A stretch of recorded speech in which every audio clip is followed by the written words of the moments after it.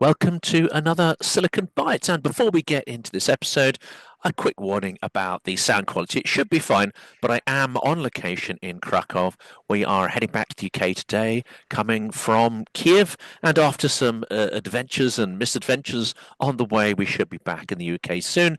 But as I say, I am recording this one on the move, so I will get comments, I'm sure, but I think a lot of you hopefully will be forgiving as well. So I hinted at some of the interesting stuff that went on while we we're in Ukraine and indeed on the journey back.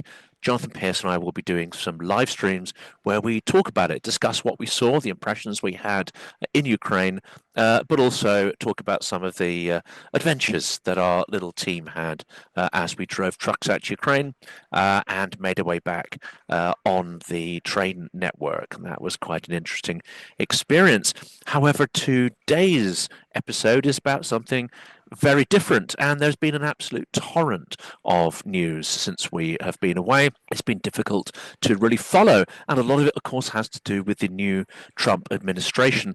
The one I want to cover in today's episode is about the sudden halting of US aid, something that people didn't expect to happen, and certainly didn't expect in this sort of what seems to be a capricious way with no advance warning whatsoever. While we're in Ukraine, this kicked off. And I have to say, a lot of people started to freak out because the money that comes into many of these programs is absolutely critical for civic society and indeed many organizations contributing to Ukrainian resilience, but not just Ukraine. It's across Africa, it's across other continents, other countries, it's in Georgia as well. The implications of what's going on in the US are huge and they're global, and that's what we're going to be covering in today's episode. Why Trump's capricious, nihilistic changes to the US aid program may be a gift to tyrants, autocrats, and thugs around the world. There is chaos and confusion after Trump halts US foreign aid. It will kill people, claim NGOs, charities, and recipients of that US aid. The new directive has put some aid organizations at risk of bankruptcy and has caused genuine panic amongst NGOs fighting Russian aggression in Ukraine and Georgia. There are organizations across many areas of activity threatened, with funding ranging from a few percent of their total funds and income for staff right up to figures as high as 90% of their costs. The sudden announcement of the pause in US foreign aid came out of the blue, it seems, for most NGOs and organizations, and panic quickly set in. My Ukrainian colleague's phone was buzzing continuously when the news dropped, with people in tears and trying to understand the evolving situation. The pause in aid is causing chaos inside groups ranging from health providers to landmine removers, interrupting life-saving programs as officials struggle to understand the scope, scale, and impact of the new directive. Many in the aid space said they couldn't remember any such sudden halt to funding in the past. They also didn't understand why programs had to be stopped so that the new administration could log and review them all. What we're seeing here are not conservative values at play, but a kind of revolutionary nihilism towards good governance. Well, here are some thoughts that have emerged from speaking to people and trying to analyze what information is available out of this fast moving situation. Now, talking to some US friends while in Ukraine, we can understand the motives behind this change. And the motives perhaps are not that bad. They come out of a fear of government that is out of control, unaccountable, bloated, and overweening. And these are messages you hear over and over. It's a distrust of the Washington establishment. It's even a form of revenge on the Washington establishment. But it does represent a chaotic, knee-jerk, and I think a nihilistic approach. It's an injection of ideology into politics rather than looking at pragmatic and strategic ways to achieve the same objective. Now, what I also found out, which is quite interesting, that many of these aid contracts have clauses in them that if you accept that aid, they are severely restrictive of what those charities, NGOs can do. They actually have clauses that prevent any criticism or even discussion of US policy, not just aid policy as it pertains to the activities of that charity, but all policies of the US administration. And this, again, is something I think that libertarians and those in the Washington establishment, or those who are challenging the Washington establishment, they get quite irked about the absolute draconian clauses that are included in some of these contracts. And that is an interesting thing. They see it as actually muzzling free speech. So there is a little bit of subtlety, perhaps, behind some of the thinking. They also see the vast amounts of American aid going out of the country, around the world. They interpret it as American imperialism writ large. Now, this isn't necessarily what the NGOs would see it as. It's not necessarily what the governments where those NGOs are placed would see it as. I think at this point they see much of it as absolutely essential aid for democracy and for America to extend its strategic interests around the world, including free trade, rules-based order, these kind of things. So there perhaps is a rather simplistic way of looking at what is a very complex structure of investment. What the people pushing and even justifying what seems to me to be a capricious decision by Trump, they also say that what the current aid programs lack is accountability.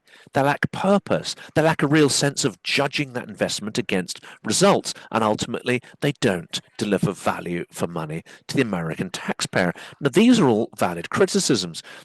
You know, on the channel, we've been talking about Biden's strategy towards Ukraine over the last 3 years, and indeed the global strategy about not seeing Russia really as a threat to US interests. That is myopic, it's short-sighted, and it's extremely dangerous. And indeed, the funds that have been given to Ukraine do not seem to be aligned with a clear strategy towards victory.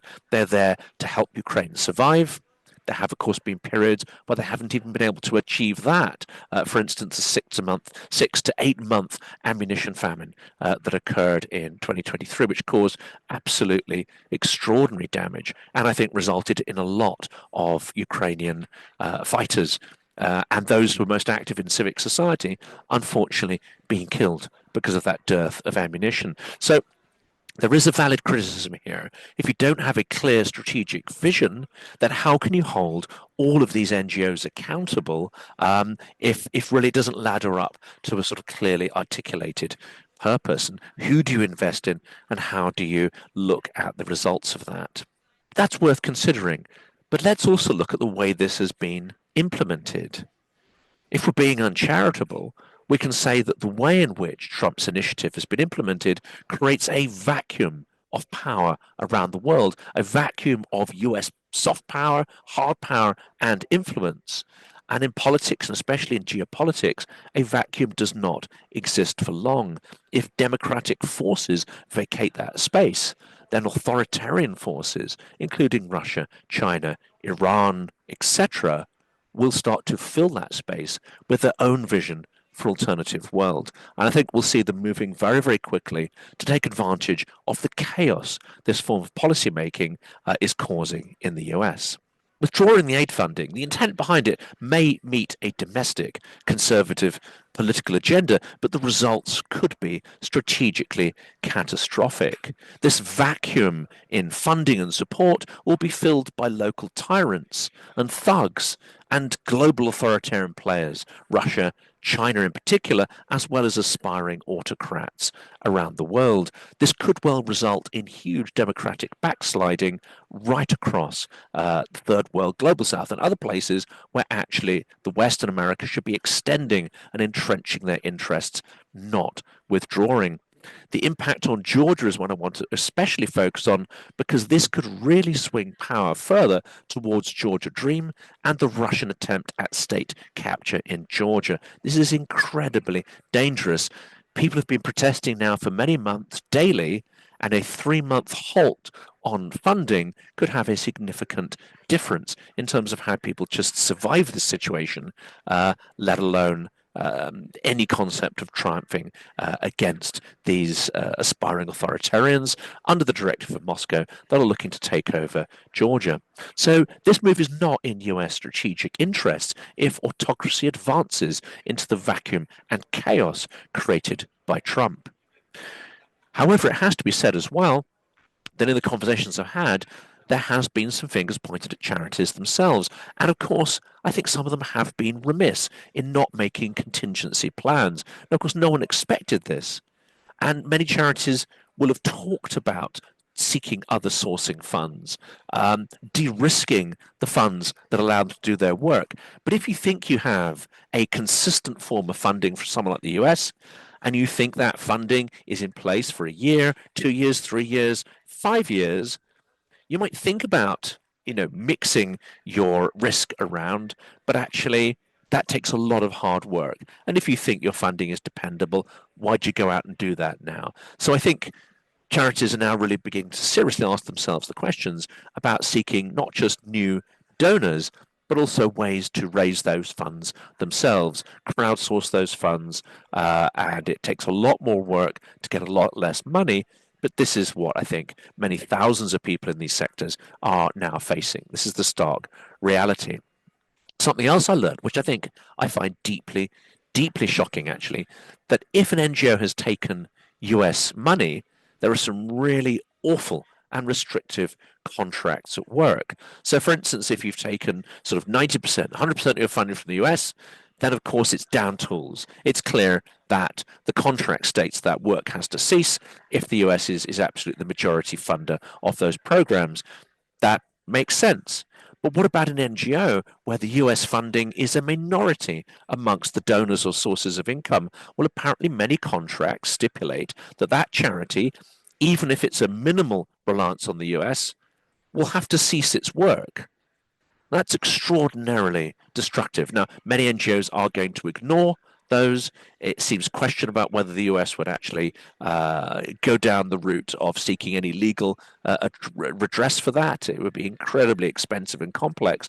But just this idea that these contracts are so punitive is deeply shocking as well, and that is giving people in these sectors real causes for concern. So Trump has left a trail of wreckage behind him. His inauguration speech in 2016 talked about American carnage. No, Trump is American carnage incarnate. He is the carnage now. And unfortunately, I don't expect that carnage to lessen at all over the coming weeks and the coming months. And what his behavior will do is leave a legacy of bitterness, contempt, and loss of respect for the US. What he's doing is ripping out the community of democracy, the sense that the West lives the values it preaches. And I think it will create a huge amount of resentment. It's not the case that NGOs and people around the world in Ukraine and others will abandon the concept of democracy because they're not doing it because they're told by the US to do it. But I think we will see people trying to go down their own course, create their own democratic identities and systems, especially if they see certain players in the West are deeply hypocritical or are willing to abandon those values at the drop of a hat. Even if funding is restored, so that we'll come to the detail in a minute, even if funding is restored after 90 days to some of these charities, there will be a huge destructive impact on their work. Some charities will be able to secure alternative funding and innovate, but many of them will inevitably go to the wall. The goal of the freeze, Marco Rubio's directive said, was to assess all foreign aid programs and put information on them into one centralized repository from which senior officials could assess whether they aligned with US priorities and interests. Some NGO leaders said even several weeks ago, without funding, they could be forced to shut entirely, as we've mentioned. But this raises another interesting question. If the Biden administration didn't have clearly defined strategic objectives, what is to say that the Trump administration won't either? So, what would be the criteria for renewing the funding? And this may be a decades long problem with US funding, but unless the Trump administration can come to one clear set of strategic directives, then these problems will continue. To restore funding, they need the criteria to measure success. That form of measurement requires strategic objectives to be set. So we're back to the same challenge again. And unless a strategic objective is clearly articulated. And I think this is another video we're going to do next week. I'm not sure there is a unanimity of opinion within the sort of MAGA community. Then we could well see funding not restored simply because not the charity haven't met certain criteria, but because the US can't decide what it really wants to do with this funding and achieve with it. And I think we have to also ask the difficult question, if the US is prepared to damage civic society and democracy, then civic society and democracy are not ultimately their end goals. And I think we have to have a certain degree of cynicism around this, about what it is that Trump is trying to do in the world and the kind of world that he wants to see, the kind of world the US will be projecting its power into. What we've also seen is justifications from people who normally, if this was something that Obama had done or Biden had done, they'd absolutely be laying in to the administration now for exactly the stuff that Trump's MAGA movement is implementing. But there are many people who want to normalize the situation. There are many people who want to ingratiate themselves into MAGA because they have other causes. Some want support for Ukraine, so they think, look, we're going to have to go along with stuff we don't like, or we're going to have to convince ourselves we like it when, in another circumstance we wouldn't, because we've got, we're a single issue sort of politician or a single issue journalist or activist, but you have to ingratiate yourself with MAGA in order to get your single issue, such as Ukraine, into the talking points. But we see a lot of that stuff happening. So far, of course, everything and a lot of this debate is seen through partisan domestic political lens in the US. And I think there's a certain sense there, like, why don't you all butt out? This is a US thing. But we're talking about global aid programs here. So actually, the impact of it is global. The ripple effects of it are reaching far, far beyond the US. But because you've got that partisan domestic political lens, then it's not really being looked at through the lens of strategic global considerations. Now, this carnage comes from decades of frustration with Washington. It comes from decades which lacked transparency and perhaps consistency. But this bull in a china shop approach is extremely damaging. It's the very antithesis of conservative politics and conservative values, no matter how much people try to convince themselves otherwise. What we also see is that, to my mind, conservative values are about an accumulation of knowledge and experience, and then making cautious changes, cautious evolutionary incremental changes to improve things, and a kind of aversion to revolutionary change. And this is where I think we have to look at what Trump's doing. He's a nihilistic revolutionary. He's a kind of directionless iconoclast. He's not sure of which icons to embrace and which ones to destroy, so he's running around destroying everything. This is the absolute opposite of traditional conservatism. We need to be beware of revolution, because this is exactly what Trump is unleashing. He's taking a sledgehammer to the state. He's pulling the guts out of the political system of checks and balances in the US. His approach is to tear everything down, but with no plan to build back better. Then the result is not going to be better. And at the same time, we see that the media, as Timothy Schneider predicted, is largely complying in advance. So here's some detail of the aid that is threatened. Leaders of aid organizations are looking at which programs to stop and whether to immediately cut staff or even shut down. This stop work order is cruel and deadly and will kill people, said Asia Russell, Executive Director of HealthGap, a non-profit working on access to HIV treatment in developing countries. The wording of the order is ambiguous and confusing, and access to more information seems not to be possible.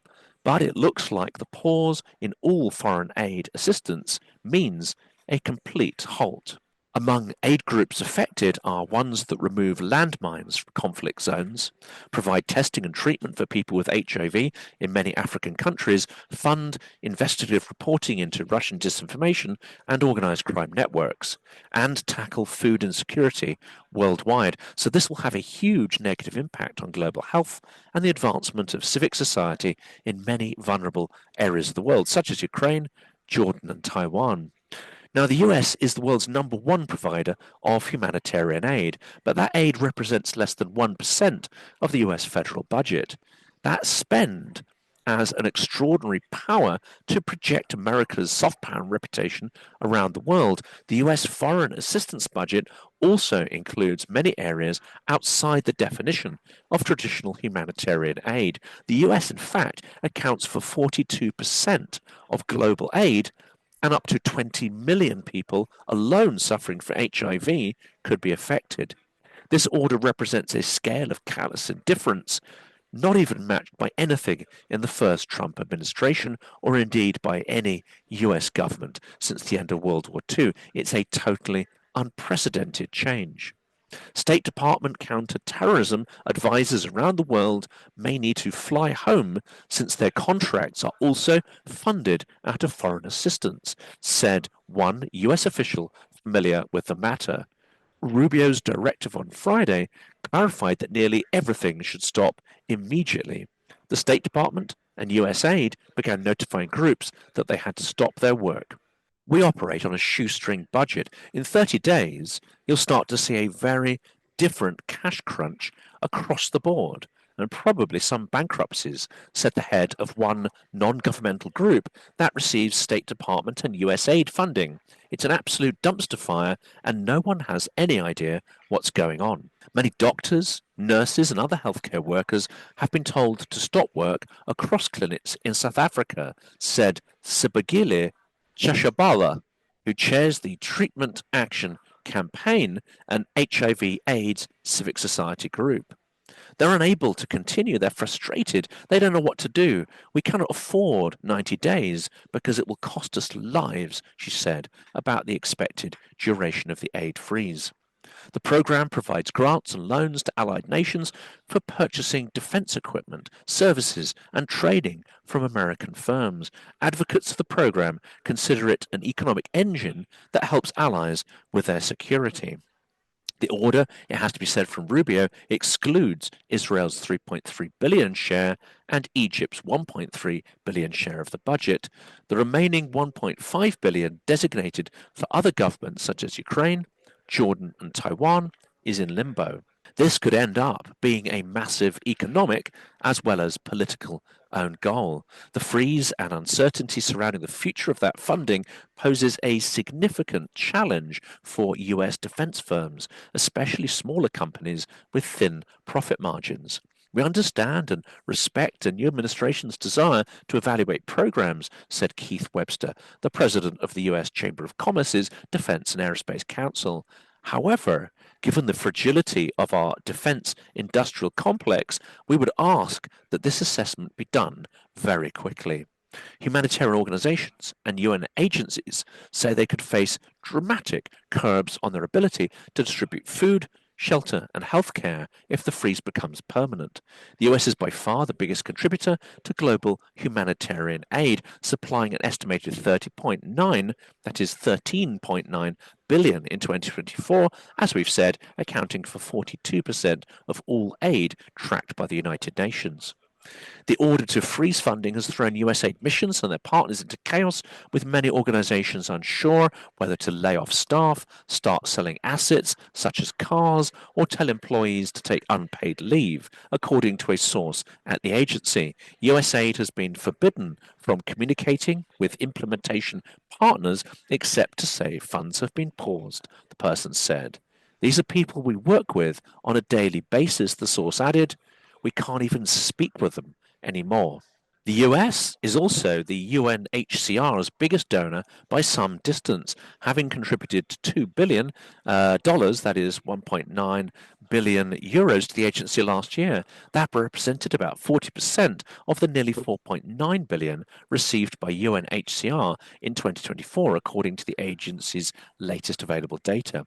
In Georgia, where a foreign agents law passed last year established punitive fines for NGOs that fail to declare receiving more than 20% of their funding from overseas, Shalva Papuashvili, Speaker of the Parliament from the Georgia Dream ruling party, that is the Kremlin puppet party that is trying to seize power in Georgia, he actually welcomed the US aid freeze. I was pleasantly surprised when Trump's executive order was based on the fact that international assistance in some cases is used to create certain chaos on the ground, including harming US interests. He was quoted as saying by Georgian media, by chaos on the ground, he means challenging autocracy. By harming US interests, he means extending democratic values around the world. So we can see why the Kremlin and its puppet agents and assets are going to be delighted at this move from Washington. In 2023, the US was the largest landmine action donor with a total contribution of $310 million, representing 39% of all international support, according to the International Campaign to Ban Landmines. Syria, Myanmar, Ukraine and Afghanistan were among the countries where uncleared mines claim most lives. We see also that Ukraine has the largest landmine challenge in all of history, all of military history. They are on an unprecedented scale. But there, civic society groups seem to be doing the bulk of the work. However, at the current pace, that means it could take many, many decades to clear the mines, even long after the war ends. Oksana Matish, board chair at Teach for Ukraine, an NGO that trains graduates and specialists as teachers to improve the education system, said there was a growing panic in Ukraine's NGO sector. It's not just that funding has been frozen. Behind every grant are real people working in unimaginable conditions, Matish wrote on LinkedIn. She is someone whose work we have been following, or I've been following, with admiration through the course of the full-scale war. The foreign assistance freeze does not affect vital US military aid to Ukraine. That's been confirmed by Ukrainian President Volodymyr Zelensky on Saturday, but the move risks hampering the country's war effort in other ways, according to analysts and activists. For example, the US provides salary support to keep Ukraine's government running amid the damage done to the economy following Russia's full-scale invasion in February 2022, and US aid has funded several wartime civilian programs. One such program is Veteran Hub, an NGO that runs a crisis hotline receiving up to 1,300 calls a month from Ukrainian veterans who need social and psychological support. If we had a month, say, warning, even 2 weeks warning, it would have been a lot easier on us, she said. We could have managed to somehow secure ourselves for this time, but there just wasn't any warning at all. US diplomats have requested an urgent exemption for Ukraine-related programs from the 90-day freeze on foreign aid and the stop work orders issued by the Secretary of State, Marco Rubio, according to documents seen by the Financial Times newspaper and people familiar with the matter. Citing national security concerns, senior diplomats in the State Department's Bureau of European and Eurasian Affairs have asked Rubio to grant a full waiver to exclude the work of the U.S. Agency for International Development, USAID, in Ukraine from the sweeping directive that came into effect immediately after being issued on Friday. We don't know at this time whether this request will be approved in whole or in part, but there are some positive signals thus far out of Washington, says an email sent to USAID staff in Ukraine on Saturday. That was also reviewed by the same publication, the FT in London. USAID in Ukraine has temporarily held off issuing stop work orders while the exemption request is being considered, according to that email, and officials at some of those partner organizations have said something similar. To conclude, whether the aid freeze will last beyond 90 days remains to be seen, but pessimism and panic has set in at countless foreign aid organizations the world over. This is not enlightened and rational governance. This is not a humane or strategic step, but is rule by capricious and nihilistic chaos.